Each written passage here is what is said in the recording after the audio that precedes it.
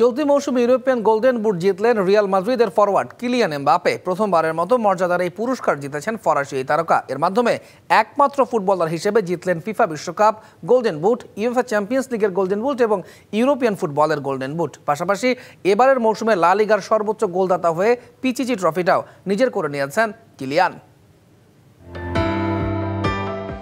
European golden বুট ফুটবলারদের জন্য পরম আরাধ্য এক পুরস্কার। প্রতি মৌসুমেই এই ট্রফির পেছনে ছুটেন ফরওয়ার্ডরা। পুরো মৌসুমে গোল করায় কে কতটা মুনশিয়ানা দেখিয়েছেন এই সোনালী জুতো দেয় তারই স্বীকৃতি। ইউরোপিয়ান ফুটবলে গোলের জন্য সর্বোচ্চ পয়েন্টধারীর হাতে তুলে দেওয়া হয় ইউরোপিয়ান গোল্ডেন বুট।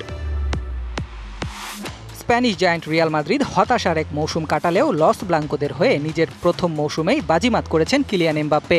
লা লিগায় ৩১ গোল করে ৬২ পয়েন্ট পেয়ে ইউরোপিয়ান গোল্ডেন বুট জিতেছেন এই ফরাসি ফরওয়ার্ড। রিয়াল মাদ্রিদের তৃতীয় ফুটবলার হিসেবে এই পুরস্কার পেলেন এমবাপ্পে।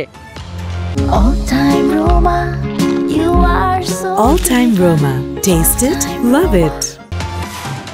ইউএফএর কোএফিসিয়েন্ট র্যাঙ্কিংয়ে ইউরোপের শীর্ষ ৫ লিগে করা প্রতি গোলের জন্য দেয়া হয় ২ পয়েন্ট। স্প্যানিশ লা লিগা শীর্ষ লিগ হওয়ায় ৩১ গোলের জন্য এমবাপ্পে পয়েন্ট পেয়েছেন ৬২, পেছনে ফেলেছেন সালাহ কেইনদের। ইউএফআর কোএফিসিয়েন্ট পয়েন্ট ব্যবস্থায় পর্তুগিজ লিগে গোল করায় দেয়া হয় ১.৫ পয়েন্ট, আর তাতে ৩৯ গোল করেও গোল্ডেন বুট পাওয়া হলো না স্পোর্টিং সিপির হয়ে খেলা সুইডিশ ফরওয়ার্ড ভিক্টর ইয়েকেরেসের। ইউরোপিয়ান গোল্ডেন বুট জেতায় একমাত্র ফুটবলার হিসেবে মর্যাদার ৩ গোল্ডেন বুট পুরস্কার জিতলেন কিলিয়ান এমবাপ্পে। ২০২২ ফিফা বিশ্বকাপে সর্বোচ্চ গোলদাতা হয়ে জিতেছিলেন বিশ্বকাপের গোল্ডেন বুট, আর ২০২৩-২৪ মৌসুমে উয়েফা চ্যাম্পিয়ন্স লিগে হ্যারি কেইনের সাথে যৌথভাবে গোল্ডেন বুট জিতেছিলেন এই ফরওয়ার্ড। বাকি ছিল ইউরোপিয়ান গোল্ডেন বুট, সেটাও চলতি মৌসুমে জিতে নিলেন ২৬ বছর বয়সী ফরাসি তারকা।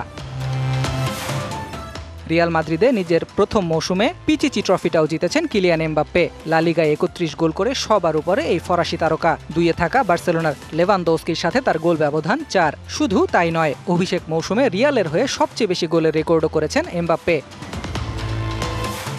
Ahmed Nahid, DBC news desk.